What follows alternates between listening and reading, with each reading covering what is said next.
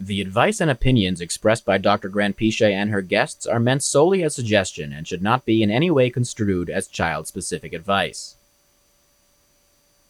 Dr. Doreen Granpeesheh is the Dr. Doreen is an expert in autism. Doreen Granpeesheh. Dr. Granpeesheh. Dr. Doreen Granpeesheh. Dr. Doreen Granpeesheh is a visionary in the field of autism. Now you can ask her questions on Ask Dr. Doreen.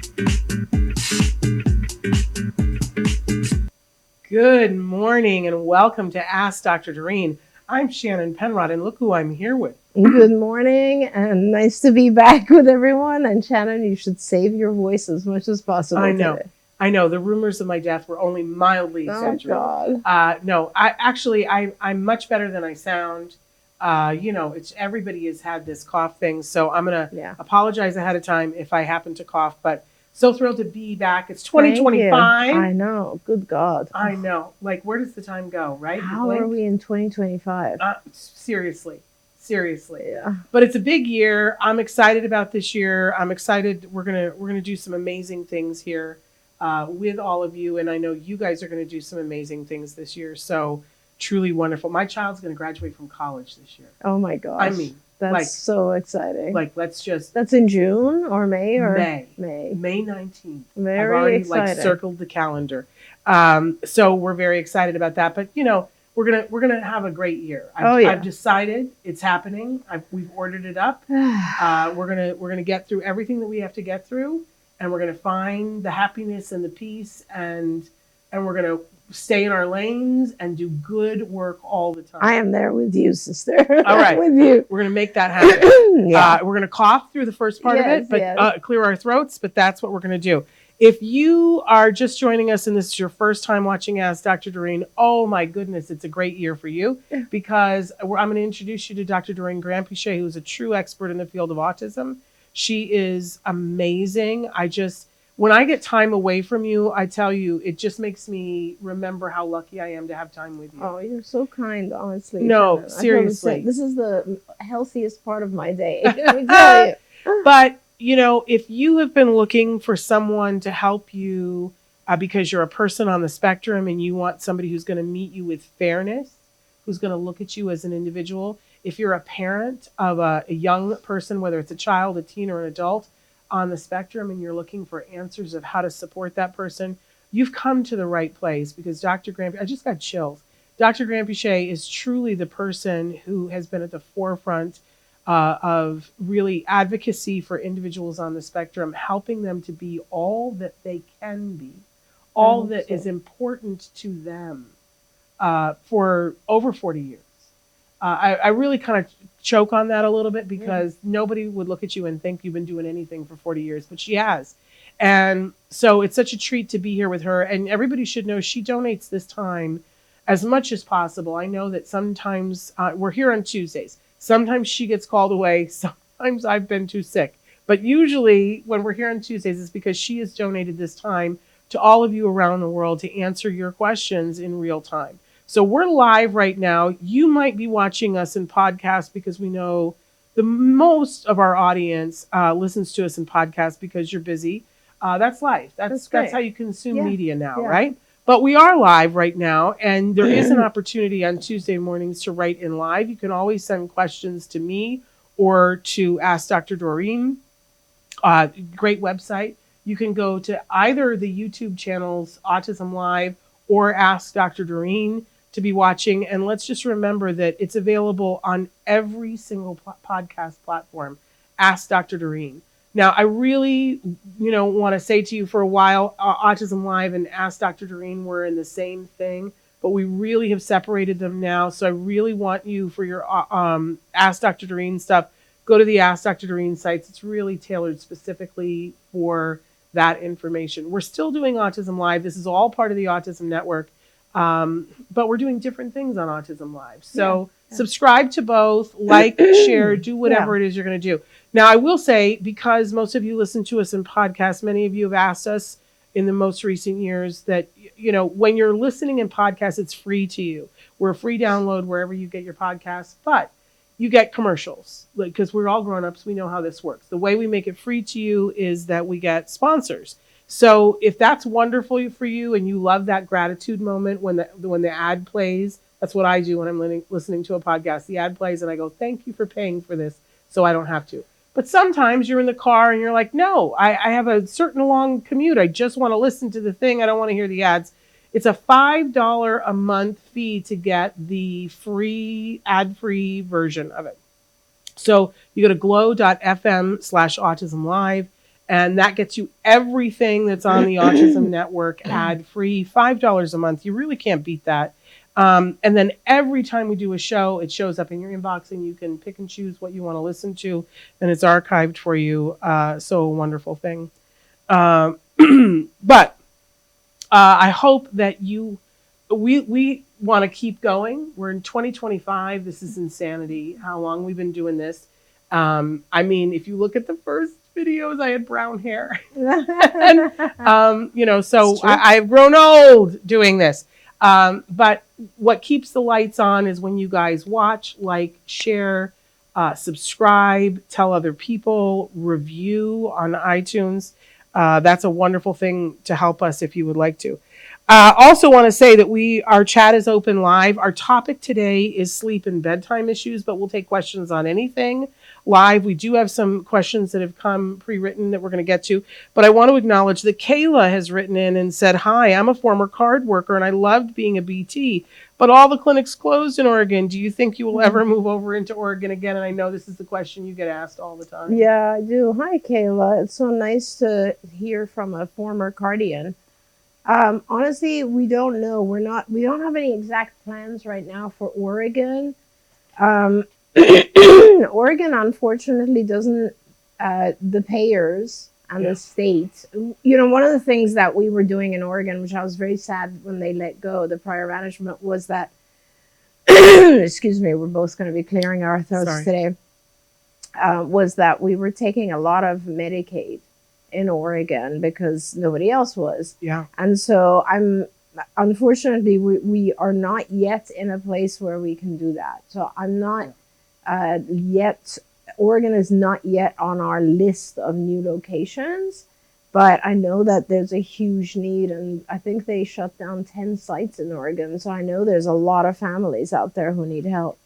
Yeah, for those of you who need a little catching up on the fact that the administration, we were not there. Yeah, you were not a part of that. You were not a part of that decision at that time. But it really, I will say that Oregon needs good ABA, but parents need to get together and make sure that they tell their legislature, you have to be able to pay a living wage for a company to be able to do it. A couple of things there, but if that were fixed, you're certainly not opposed to no, absolutely in Oregon. I miss you being in Oregon as well. We had some fun offices up there. I used to go up there and enjoy being with everyone. Yes, and great staff. Carla, I don't know, Kayla, excuse me. Kayla, I don't know if I met you in particular, but I met some amazing people up there. Lovely really place. Wonderful people. Okay. So we're talking about sleep and bedtime issues because if one person in the family, and listen, I can attest to this the last 3 weeks. If one person in the family isn't sleeping, it all goes off the rails. Yeah. It's not just a one person thing anymore. And especially if it's a kiddo, not good. Let's start with the hard question. Okay. But you guys can be writing in on sleep, bedtime, or any other question that you have right now, just like Kayla did. The question is, I'm hoping you can help me. My teen has severe autism, the kind people never talk about. There are times when he will stay awake for days, and she put that in capital letters. I'm not exaggerating. I feel like I have tried everything. Do you have any suggestions? I feel like I'm at the end of my rope. If he doesn't sleep, I don't sleep. We have lost so much. I'm willing to try anything you suggest. Really just want to jump through the screen, through the headphones, and hug this mom. Yeah. I know some of these women, they're just warriors. Yeah. And they're going to stand by their kids to the very end. Yeah. But a cycle starts, and some of these kids, I've seen this, where they just won't sleep for days on end. And I see almost, I'm sure there's a psychological term for it, but for the parent who's trying to stay awake for that, they start to lose touch with reality. Yeah, of course. I mean, sleep is the most important thing. Sleep deprivation is a torture technique. Yeah. Like, let's put it that way. Yeah. So when it's this severe of a situation, and especially when you have a teen, right, Yeah. who is, and they're severely affected by autism, which means there's less of an ability to explain things to that individual, and Yep. most of what you do ends up being behavioral in nature. You really need to start with, figuring out why are they awake for days on. And I believe you, the question really is, why are they staying awake? And that's a medical question. It's not a behavioral issue so much as it is a medical one. You do need to have a conversation with a physician. There are, in universities, a lot of universities will have sleep disorder clinics, and they specifically have the ability to do things like sedate your child, give them an overnight EEG, which is a sort of a thing that has a lot of electrodes, and you put it all over the scalp, and then they can measure the brain waves during the night and identify things like, is the child actually having subclinical seizures we're not aware of, or is there brain activity that's abnormal that needs to be controlled? We kind of have to figure all of that out, because ultimately it's about what's causing it, right? Yeah. Now, certainly what happens over time, and a lot of times we lose sight of this, something medical causes an issue and then we behaviorally reward it. So, and then it becomes an ingrained habit as well. Yeah. But so, for example, when your teen stays up, he might be doing stuff that he enjoys. He might be on computers, gaming. He might, I'm not sure what he does, but he might be eating. He might be getting reinforcers by staying up. And so both sides have to be controlled. On the antecedent is the cause. It's very important that you figure out what is causing it. And on the behavioral side, then once you know that, there are ways to avoid or prevent the individual from gaining additional reinforcer by staying awake. Yeah. Now, all of that said, the current situation is dire, and there's two things you can do. One is you can talk to a psychiatrist and try to get sleep medication for him. I don't know if you've tried. I'm not talking about melatonin. I'm talking about prescription medication. You have a pretty stressful situation going on here, and for him it's extremely unhealthy, and he does need to have sleep. So you should be talking to a psychopharmacologist, a psychiatrist, any physician in order to get medication so that he can actually shut down his brain and have 6 hours of rest. That's extremely important to his health. Everything else in our body gets messed up when we don't sleep on a regular schedule. Just so you know, like your hormones, your neurotransmitters, nothing functions correctly. So that's very important. And the other thing you can do is, and I don't know where you are, but you kind of need help for at least a few nights a week. It's sort of like when we have babies and, we'll ask our mother or someone to come and help. Just a couple of nights a week. If you can get respite care overnight, if you can go on care.com, where they have a lot of options for, I don't know if you can afford an overnight once or twice a week where there's someone else so you can sleep. Yeah. I think those are some of the things that you got to deal with. I know it's extremely hard, but you got to do it. You just have to do it because you have to take care of yourself. If you don't take care of yourself, this is one of those situations that you always talk about, which is put your mask on before you help your other child. Yeah. It's so hard.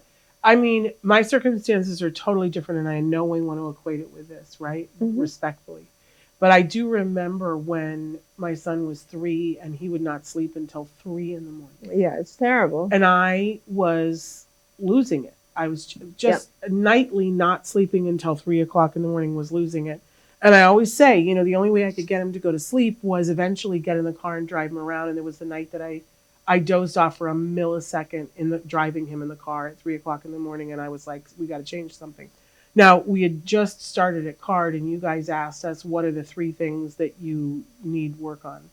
And one of them was that he was regularly banging his head on the floor. Yeah. So I said, you know, we need help with banging the head on the floor, going to sleep at a reasonable time. And of course, the third one, I wanted him to be able to talk. You know, I considered that a challenging behavior that he wasn't talking, right? I was upside down.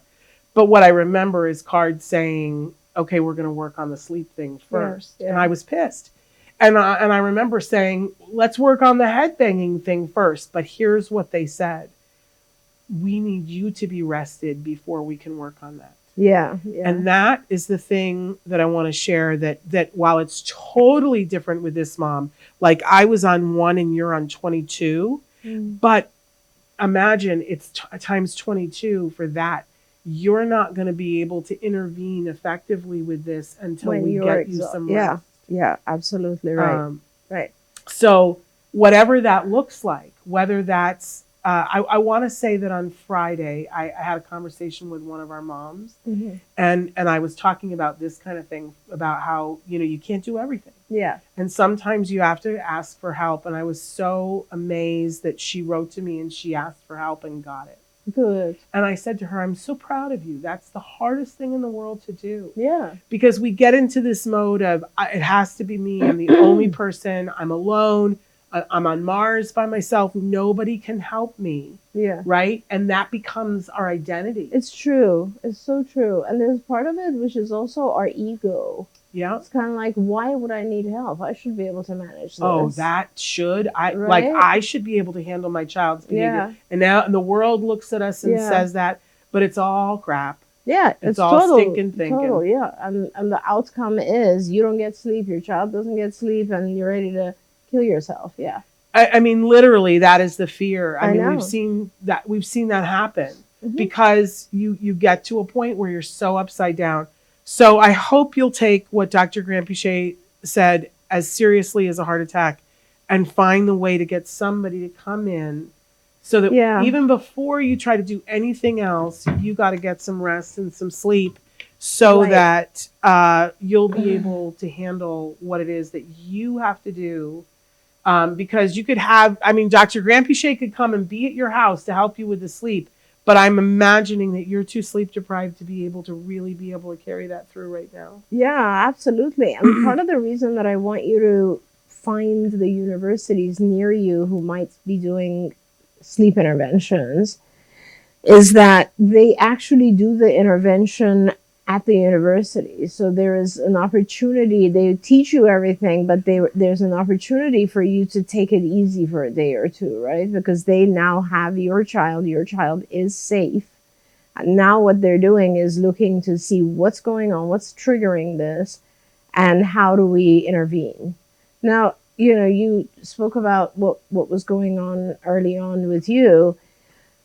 And there were a lot of environmental causes, right? So, I mean, we talked about right now, I said, okay, so the antecedent is possibly something internal. And the only reason I say that is because this is a teen with severe autism. But the truth is, it could also be something environmental that triggers it still. So it could be a noise that wakes him up. I don't even know enough. I don't know if your child has a hard time falling asleep, staying asleep, or does he sleep, wake up, and then come over to you? Like, what's the pattern? Because everything is a little bit different how you intervene. Absolutely. So yeah, those are the types of things you have to be clear about, or maybe you want to write back into us and let us know, like, what is actually happening. Because a lot of times when our kids like wake up in the middle of the night, it's either because some stimulus woke them up or they've been conditioned to wake up. Usually that's because children wake up and come over to our bed, and that is a reinforcer. So they're conditioned, their body is trained that if I get up at 3 and go over to mom and dad's bed, it's going to be nice. or they wake up and they have milk or drink something, and that's a food reinforcer, which is very difficult to get away from. Sometimes you have to also pay attention to noises that are outside, things that are happening, darkness. When it's not dark enough, we're not producing melatonin. There's a lot of stuff. Yeah. So it's important to identify exactly what's going on with your child. Yeah. A lot of different variables. I want to say Kayla wrote back and said that she did meet me in Salem and it was so fun. Oh, Kayla, I love, because we had 2 offices in Salem. I loved those offices. And we had I brought my, I don't know, Kayla, if you were there when I did the autism monologues, because you sent us there to do that. We did it at the Salem Public Library, which is a beautiful theater space that they have there. So, Kayla, I'm so glad I got to meet you. I hope we get to work together again. Melissa has written in and said, I'm in southern Indiana and I don't feel like my grandson is getting the right care.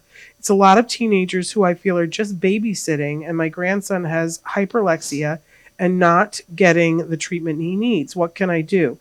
Melissa, could you write back and let us know the age of your child? Because I think that's relevant. Anything else you want to know? Well, I mean, I don't know exactly what kind of treatment he's getting. And when you say a lot of teenagers, are these trained paraprofessionals, or what is he receiving right now? So we can try to figure that out. And I love that Melissa is a grandparent and writing in and saying this. Melissa, I want to make sure that you write in and tell as much as possible so Dr. Doreen can give you good advice. But I also want to say that it's really helpful. I remember my mom, when I told her we were doing ABA, and she looked it up a little bit online, and just looking at a couple of things online, she was like, you should not be doing this. Yeah. And I was like, okay, thank you. And then she wanted to come and visit, and I said, no, you can't come and visit. And her feelings were really hurt. And then I waited till our program was solidified enough, invited her, and I said, she started in, and I said, Mom, I need support or silence right now. Yeah.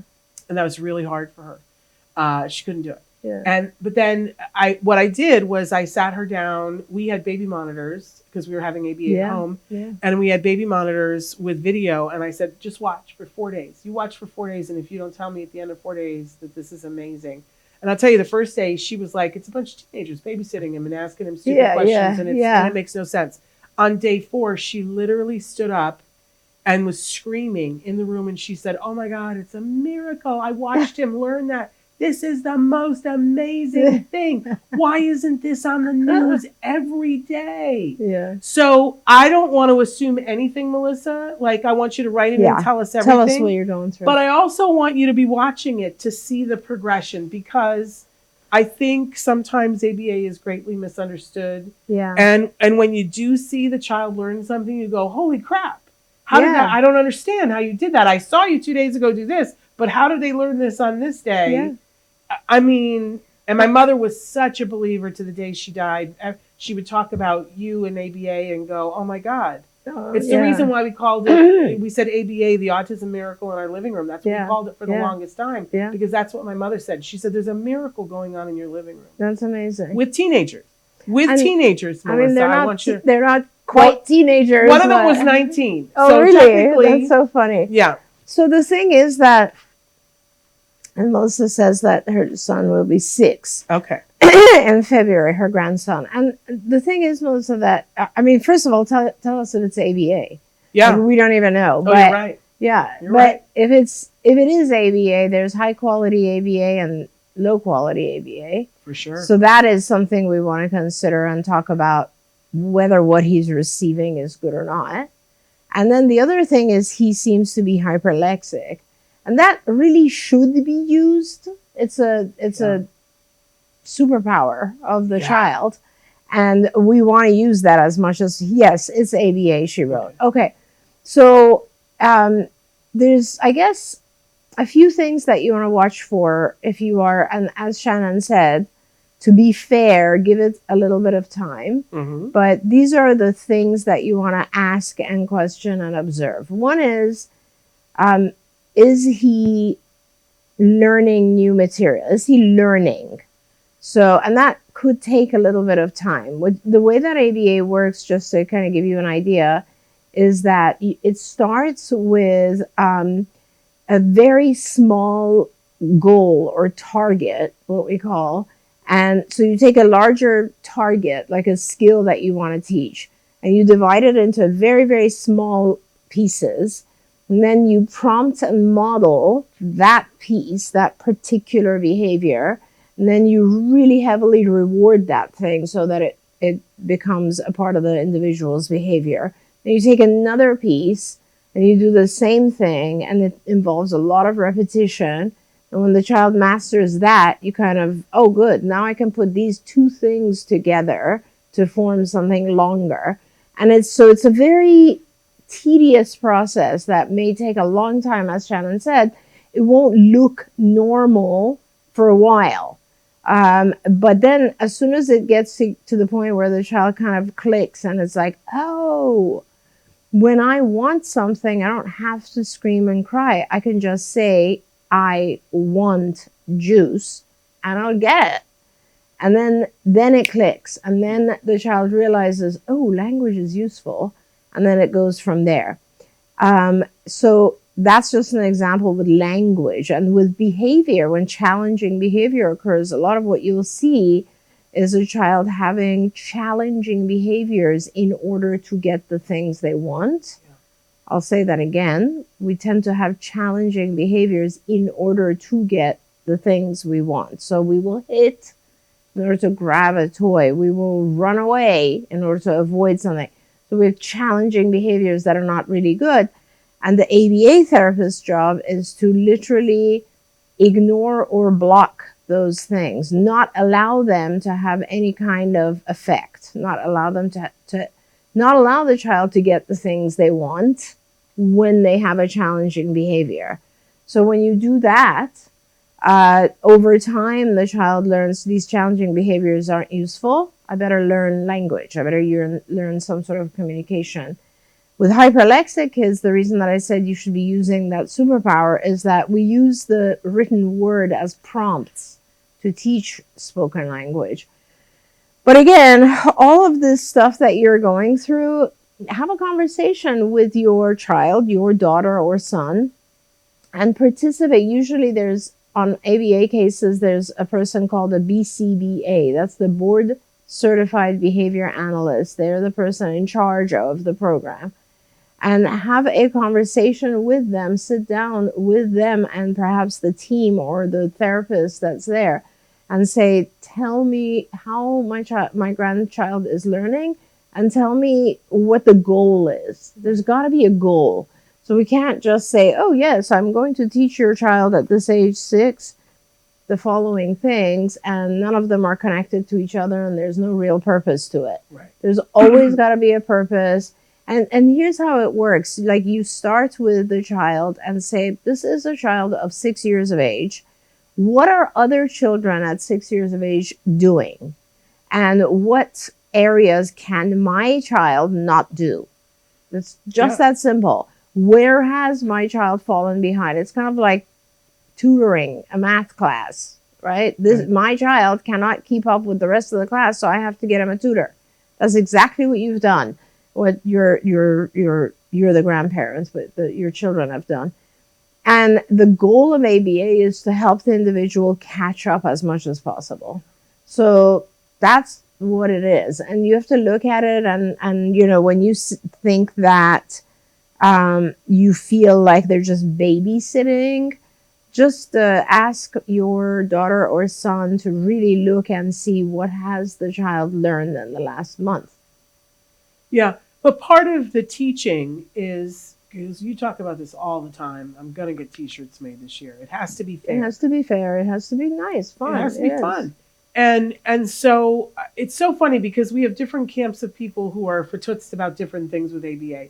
And some people go, and they're just babysitting, they're just playing with them. Yeah. And other people go, they're not giving them any time to have fun.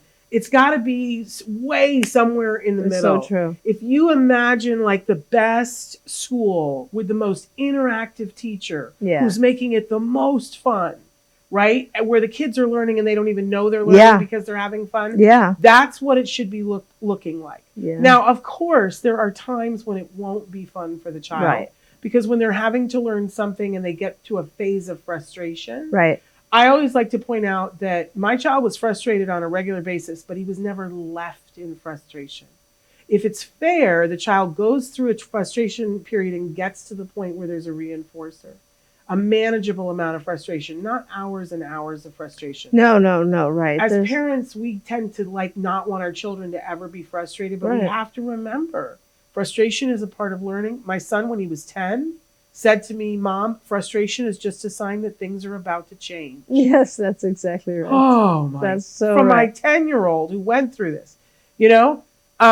So we have to allow them a certain amount of frustration. Yes. The example I always give parents is, you know, when children are learning to walk, they will fall. They will hit their head on the coffee table, and then what do? Do we say, "Oh, that's it. We're not doing any more We're not walking anymore. Or do we put a bumper on the coffee table Yeah. and go, let's keep working on Yeah. it because we know what the end goal is. So we have to allow them a certain amount of frustration, just not endless amounts of Right. frustration. Right. It's got to be fair. It has to And be fair. Fair means that you might be frustrated for a couple of minutes, but then you're going to find the way. Right. I wasn't raised this way. Can I be honest? Yeah. I mean, my mother wanted to make everything easy for us. This is not a kind way to treat people. Yeah. I love my mother. She meant well. But there's a video that's a viral video that's out there of a little boy in a karate class. And these are typical kids, right? And they get to the point where they got to break the board. And all these kids go through and they break the board. And then one little boy goes up and he doesn't break the board. And he's like, I don't want to do it. I tried once. I don't want to do it. And the teacher says, no, we're gonna stay here with you till you do it. And he says, I don't want to. I don't want to do it. And the teacher says, no, you're going to do it. It's going to be fine. And now the whole class is watching. He tries 4 or 5 times. He's like, please, I don't want to do this anymore. And the teacher says, no, you're going to get it this time. I know you're. And now all the kids start to chant, you can do it. And the kid is like, no, I don't want to do this. And as a mom, can I just tell you that it's ingrained in me that I'm like, why are they making this child do this? Yeah. Right? I want to stop it right then. Yeah. But the fact is that in the video, the child does it. He doesn't get it another time. And he's like, please, I don't want to do it anymore. And the teacher says, I know you're going to get it this time. He hits the board and has that moment Yeah. of, I did it. Success. And everybody gathers around him and he's crying relief now. And you have that moment where you realize he is not going to go through life reliving this as horror. Mm-hmm. He is going to go through this and in his life and realize sometimes things are hard, but I can do it. Perseverance. Yes, and that's that right. sometimes when we stop them before they had enough opportunity, we are not doing them a favor. Right. Right. I had to really watch that as a parent and go, sometimes I try to make it too easy for my child. Right. And for ABA parents, we really have to learn that lesson. Yeah. That it's about getting our child to the reinforcer so that they don't go, like, how many of us know an adult who has that memory of a child where they missed the baseball thing 100%. and they're haunted by it, right? Yep. And we can be on the other side of that as ABA parents and allow our children, but we don't leave them in the frustration phase, but we get them to the point where they're having the release of, I did it. Yeah. I can do it. Right. Right. You do your best to get them to that point. Let's put it that way. Yeah. Well, and sometimes you got to move the goalpost a little closer, right? Sometimes you got to give a board Make that's it a little easier. thinner. Yes, right? exactly. Right? You got to make it easier. You find the way to get them to a point where they feel good about themselves. Yeah. The self-esteem of that. So, but I kind of want to know, Melissa, like if there's one thing that you could name that you would love to see your grandson be able to do, one thing, Mm-hmm. what would it be? And I'd love for you to write that in because, you know, then that would be a great thing to That would talk be about. something exactly, and they can work on that. That's exactly right. Yeah. And then you can see how they're working on that and have that be important. I love that there was the family that came to CARD and the grandmother was there and said to the BCBA, I remember this story, said to the BCBA, I just want him to be able to say, I love you, Grandma. Yeah. And they worked on that. And within weeks, Yeah. this little boy said, I love you, Grandma. And that grandma was like, okay. Yeah. I don't understand everything that you guys are doing, but okay. It works. I Yeah. see that this Yeah. works. I want Yeah. to know more. Yeah. And that's a road in. Okay, well, right into us, Melissa. We want to know more. Because we don't want you stuck in the bad ABA. We want you in the good ABA. Okay, another question that we had about sleep. Our ABA team is asking us to wean our 3-year-old from his nap. I really feel like they're only doing this so that they can bill more hours. We tried it one day and he was so tired he threw up. What are your thoughts? So, I guess I would ask this parent, how long do you think it's appropriate for him to nap? So it's not about the billing. Let me just start there. At least for us at CARD, it's not about the billing. We have 60 new kids trying to enter CARD every month. Yeah. Just can you imagine that?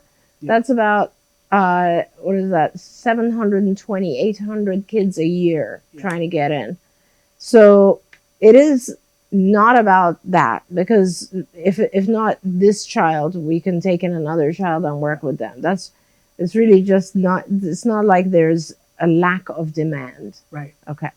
So what it is though is that when a 3-year-old, and this is I would say it's a good thing, because when your 3-year-old naps, that period of time, unless their body needs it, that period of time is just a couple of hours of time where they could be learning. Right. That's what this is about. It's about taking advantage of all waking hours. That's essentially the formula, right?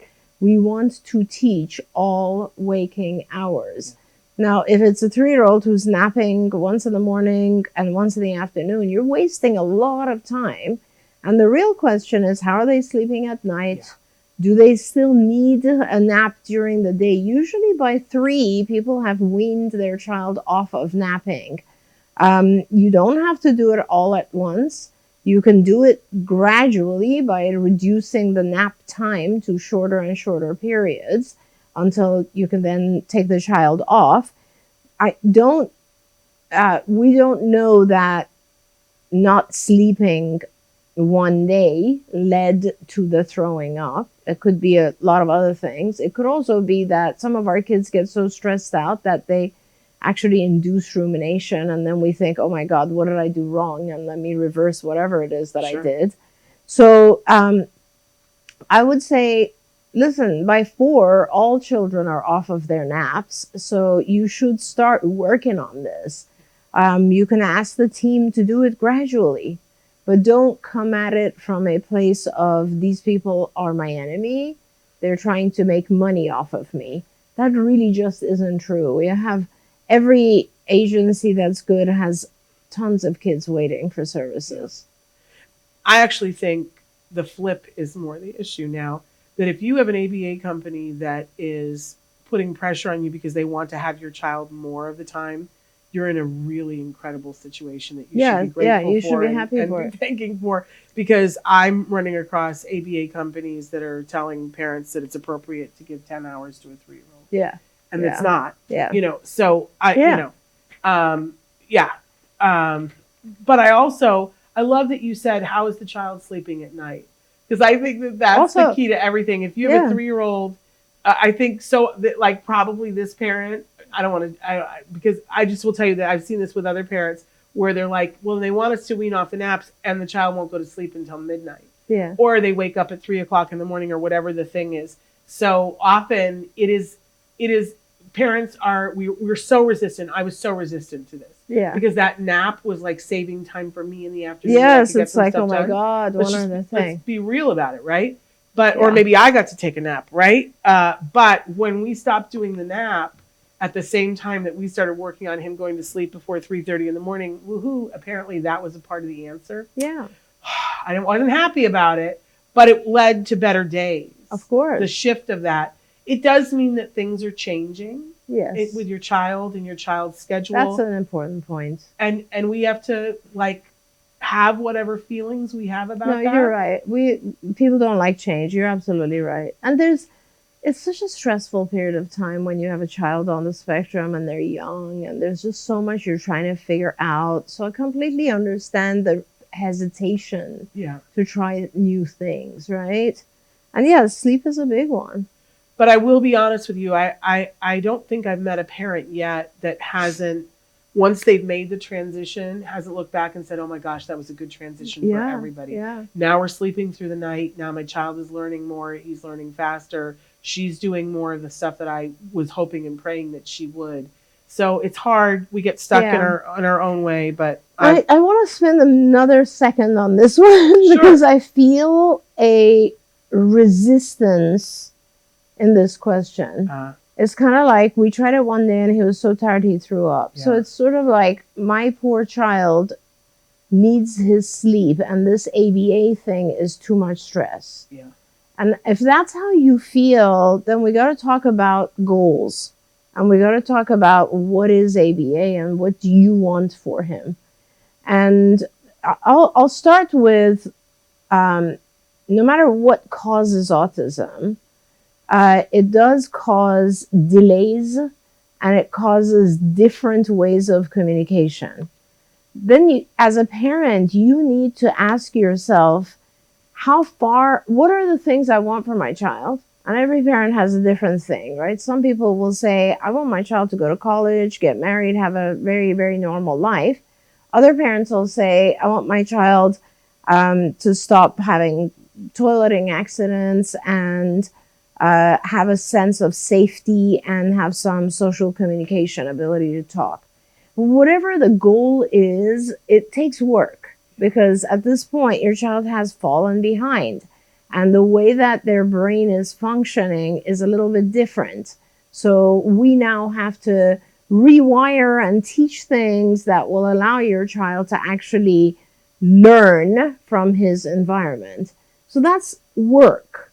So let's just start right there and determine, because it's got to be something you love. It's got to be something you embrace and you want and you encourage. It cannot be something you dread. It just cannot be. If it is, it's not going to work. You have to love the ABA that's happening with your child. You can't come to it feeling like, why are these people trying to make money off of me? Why are these people waking up my poor child? What's their goal? What are we doing? You got to get on the same page, or they got to get on the same page with you. You have to have a mutual relationship of this is our goal and this is how much work it'll take to get there, but we're getting there because we therapists are working on it and we parents are working on it and we grandparents in school and everyone is working together to get this child where he can go. And unless you do that, it's just you're fighting the people who are supposed to be on your boat. Yeah. And that's just energy you don't need to spend, and it's not going to succeed. So talk to the BCBA, talk to the supervisor of the case, figure out how to get on the same page. That's super important. Marlene just gave you 100% and 2 exclamation points. Oh, thank you. They're on your page with you. I couldn't agree more. But I want to say that on the first day of ABA, as much as I fought for and tried to get ABA, inside my body, there was resentment. Yeah, of course. Like, why is my life different than everybody else's? Why can't I be at Gymboree with all my friends, with Just their kids who are fun. talking?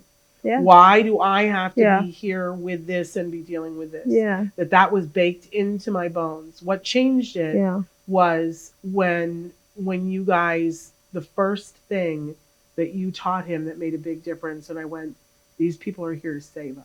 Yeah. And then I entirely switched and got completely on board. Yeah. But there was bitterness in my bones. And I think that's part of this trip is that we got to figure out what to do with that, where to put it, and not put it on these people because they are there to help. They're definitely there to help. And in most cases, they know more than you do about how to help. They don't know more than you do about your child. Yeah. But they know more than, very big difference, but they do know more about ABA, and ABA are the behavioral techniques that work in teaching. So it's important that you work as a team. Yeah, absolutely. I do want to say, while we were talking about this, I had a memory of, there was a mom who, her child, when he was 3, came to us and he started his ABA program and they asked her to wean the nap. She was really resistant. And he actually was somebody who, he didn't throw up just once. He was throwing up pretty much every day. And she called me up and she said, I watched your show. I'm not doing the 40 hours because too much for him. And we had to talk about it. Mm-hmm. And I said, what are they saying? Can you lean into them? Can you trust? Can you try it for a couple of months and see? And she wrote to me like a year and a half ago, and he's totally lost his diagnosis.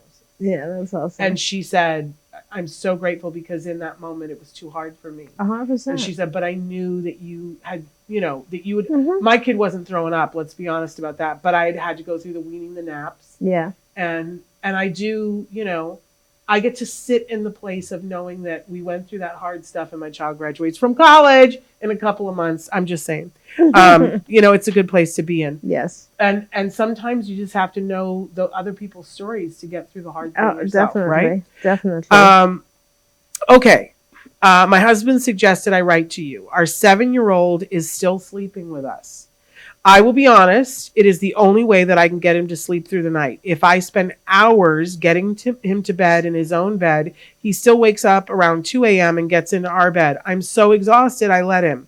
I'm sure you will tell me I'm doing it all wrong, but I need my sleep. I bless this mom. I need my sleep too. My husband is done with co-sleeping and threatening to move out if I don't become willing to work on this. Help. Yeah. Yeah. Well, I kind of want to put the dad to work. I mean, it's you both need to work on this, right? So, and I appreciate that probably dad is like going to work or something and he's saying, I need my sleep, but you need help with this. And I think that's where this starts, is that you need a period of time. And I would say minimum 3 nights, maximum like 3 to 5 nights, where you either have a lot of people helping you or you can take time off and just deal with this. Like, in other words, it's not something that just happens routinely. It has to happen while you are able to sleep during the day. Like, think of it that way. You will be awake during the night. Like, prep yourself or get the village in there to help. Because excuse me, at 7, this has actually become an ingrained behavior already. And what will happen, you can reverse a few things right now. Like, you can go and sleep in a cot in his room, and then you can gradually move your fold away bed away from him in his room. If you're in his room, he probably won't get up to try to come to your room, and also don't let him, like, close the doors, right? Yeah. And just lock your own personal bedroom where your husband is sleeping, or if you trade, and stay in his room. He'll be fine and he'll sleep there. And then the goal is to gradually remove you from his room. So over a period of months, you can very, very gradually move your to fold away bed 1 more inch closer to the door, and then stay in the doorway for weeks and then gradually exit. That is like the easiest, like the most, the least stressful way of doing this, the longest, right? A lot of people will just do it and then will let the child have a tantrum or do whatever it is that they do at 2 o'clock, but will not allow them, will walk them back to their room. That's the other thing. But the bottom line is you're awake. You're going to be awake, which means that during the night, you need your sleep. During the day, you need your sleep. So first thing, get your team, which should include your husband. But if that's not possible, then get at least 1 or 2 other people who can help you. And if you don't have family members who can help, friends or family members, depending on where you are, you could apply for and get sleep intervention, respite care, which are people kind of like when you have a person come and help, or like a nanny, or what are they called? The ones, like a night nurse for the an older person. Yeah, that too, right? Yeah, senior care or night nurse or something like that. But you'll need something like that for a week at least, right? So that you are getting enough sleep to be able to follow through this intervention. And so basically it is the opposite. Now, what you are trying to do is you are trying to make sure that if he wakes up at 2 a.m., there's no reinforcement occurring. That means no fun games, no walking over and sleeping in a more comfortable place in between mom and dad, no food, No turning on the lights, Right. no nothing. So everything remains the same. But in the morning, and you can shift, you can gradually shape this. So like you could, let's say he wakes up at 2 and refuses to go back to sleep. Make sure that you around 6 will get up, will reward him. Don't even interact about the fact that he didn't sleep. 6 a.m., wake him up, give him breakfast, do all the things, and keep him awake during the day so that the next night he's a little bit more tired. But make sure you keep him awake. Don't let him nap in the afternoon. Yeah. Don't let him fall asleep at 6 p.m., whatever it is. Get him on the schedule. We tend to get on the schedule faster. And the more tired he is, the less likely he will get up and walk over to you at 2 a.m. Yeah. So, and that's one scenario. Another scenario is he'll wake up at 2, he'll have a fuss for 2 or 3 hours, and then he'll fall back asleep at 5. Wake him up at the regular time, 6 or 7, whenever you want him to wake up. Give him breakfast. Just get him on a routine. Act as if nothing different has happened, because the more important part of this is keeping the day routine the same. Yeah. Do not modify the day schedule to accommodate his lack of sleep. Remember, if he doesn't sleep, it's a good thing, because he will get tired, he will sleep.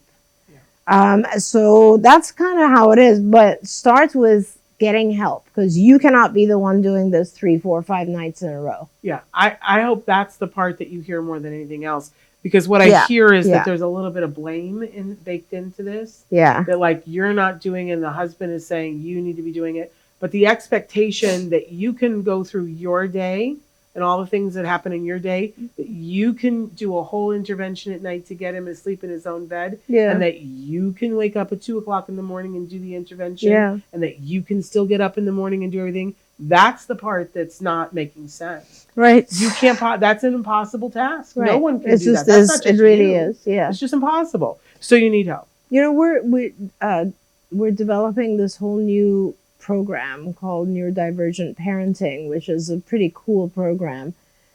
As you know, you're in a lot of it, and it's all just short videos for parents, kind of telling them how to deal with things. I don't think we've done one on sleep, and I'm going to make sure that it goes on my list of programs, because it is a big issue for so many parents. Absolutely. And I can't wait till we can be offering that to people, because I think that it's incredible. Wished I'd had it. Okay, I want to get to this one. My teenager is nocturnal. Oh, sister, do I feel you. He has a really hard time staying awake during the day, even if it's something he likes.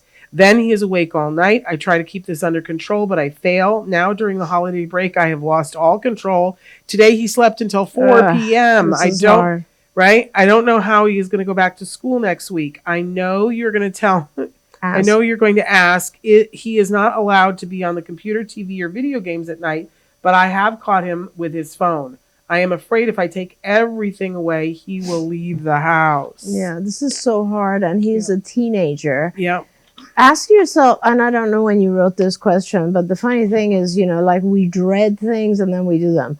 So I'm sure school has come about or is about to come about. Yep. And what do? You wake him up, right? And you wake him up and he will have a tantrum, perhaps. He'll not want to go to school. But then again, what happens is he will get tired, right? Because you are now forcing him to keep going, but he will get tired. This is, to me, honestly, Shannon, sounds like another situation where mom is just burnt out. Oh, yeah. It's like, I try to keep this under control, but I fail. Right. You're not failing. Don't look at it as a failing. It's just that you are exhausted. Yep. And you need some sleep as well. So when he sleeps until 4, it's rewarding for you. You're like, thank God I can have a break. Yeah. So don't focus on this. Focus on who can help me. Focus on where can I get a few adults who are going to be my resource, so that I only do this 1 or 2 times a week instead of every single day, and they deal with the other nights. Yeah. Then once you have that, you all get together and you say, well, first of all, and also computer or phone, they're the same thing these days. So he cannot have his phone, I'm sorry to say. Yep. And he really shouldn't be entertaining himself in the middle of the night. Let's put it that way. So bottom line, I hate to say it, but it's the same as everyone else. The only thing you should allow access to is things like meditation tapes and things like sound machines, things like that in his room where he can listen to a story. Do we know it's a teenager? Yeah. Where he can learn breathing exercises. He can do all the things that other people do that help with sleep. But also I see that you're saying staying awake. So it could also be some sort of stimulus. This is staying awake during the day. Yeah. And then it doesn't say what time he actually goes to sleep. Yeah. He's awake all night. Yeah. So I think you have to set a time, like, I don't know, he's a teenager, so maybe 10 o'clock, and say, that's it. 10 o'clock, lights off. It is what it is. Sorry. Let him tantrum. It doesn't matter if he tantrums. He will get tired. You just need to be a little strict about this. Make his room as soothing as possible. Give him, nice environment where he is in his room and can rest. But take away all the electronics, including his phone. He gets it back in the morning. And during the day, get help from others so that he can, or if you have rested, take him out. Take him out. Yeah. Take him to the park. Go on a hike. Do physical activities so that he cannot fall asleep. Yep. Go to an amusement park. Go to an amusement park. Go to Disneyland. That resets them. But the part that I hear in that question, and then I want to get at Eric's question before we're done, is that she's afraid he'll leave the house. Yeah, that's why she's allowing it. I mean, but alarms. Yeah, you can do alarm alarms. Get somebody to, have a friend come and sit and guard the door. Sleep in front of the door. Do something. But locks and alarms. Yes. So amazing. I want to get to Eric's question, though. Eric says, my twins who are on the spectrum wake up in the middle of the night and look for us. Mm-hmm. What to do then? We keep them up all day, play, do heavy work, mental work, but still wake up. Yeah. So, and Eric, a lot of different things. Are they in the same room? Do they wake each other up? Are they having a good time? Do they gain access to you when they come looking for you? All of those things have to change. Yeah. They cannot be together. Like, as much as possible, you need to separate them. I don't know if you have the capability of doing that. Secondly, if they come and look for you, they cannot have access to you or come and sleep with you. I don't know if they're doing that. Third is, when they wake up, do they have access to toys, electronics, that kind of stuff? Fourth is, what time are they? Are they waking up always at the same time? Is there some other stimulus in your environment that could be triggering that? Do they get access to food? Food is a big one. People don't realize that if you drink or eat when you wake up, your body learns to wake up. That is just something that your body learns. So, sorry, we don't have a lot of time. No, separate rooms. That's awesome, Eric. So, if you can get help, please. So, I'm guessing one of them wakes up and goes and wakes the other one up. Put some cameras out at night and see what's going on, because the more you know, and then write back to us. So I want to see how that works. Who is the one waking the other one up, and can we prevent that from happening? And it could be as simple as your neighbor's sprinklers are coming on. Yeah, something. Yeah. I have a person in, I don't know who it is, but somebody in my neighborhood gets off work and comes home at 2:30. I don't know who it is because they're not right by me. But the dog next door to us alerts the entire world, and I wake up every time. Yes. Right? Because nobody else does in the house, but I'm the sensitive sleeper, and then I have to do the hard work going back to sleep. So the camera thing, that's so important. The stuff you learn from cameras at night is amazing. Yeah. They come straight to us, and they go back to bed. Write in a little bit more to us, Eric. Who wakes the other one up? And when you say they come to you and go back to bed, do they wake you up, stay with you, or go back to bed? So if they're just coming and waking you up, you can prevent that. Yeah. They just can go back to sleep. But find out who's waking the other one up. Yeah, and he said thank you so much. But you can always write back to us. I know we're out of time and we have to let Dr. Granpeesheh go, but you can always write more to me. My email is shannon@autism-live.com, and then we can discuss more next week. So I really want to thank you for all that you do, and we got through it. Yes. And now I'm going to go cough for an hour. But thank you guys all. We're here tomorrow. We've got a great author tomorrow. See, I said it and here it happens. We got a great author tomorrow who is a children's book writer who identifies as being neurodivergent herself and is a mom, and has written a couple of really amazing books that bake neurodiversity into the books. So I'm so over the moon to talk to her tomorrow and share this. Her newest book is coming out on February 4th. So you won't want to miss it. Until then, give your kiddos a hug from me and one for you too. Bye-bye for now. Thank you, Shannon. Bye, everyone. Don't forget, you can watch Ask Dr. Doreen live every Tuesday morning at 10 a.m. Pacific time. And we hope to see you there.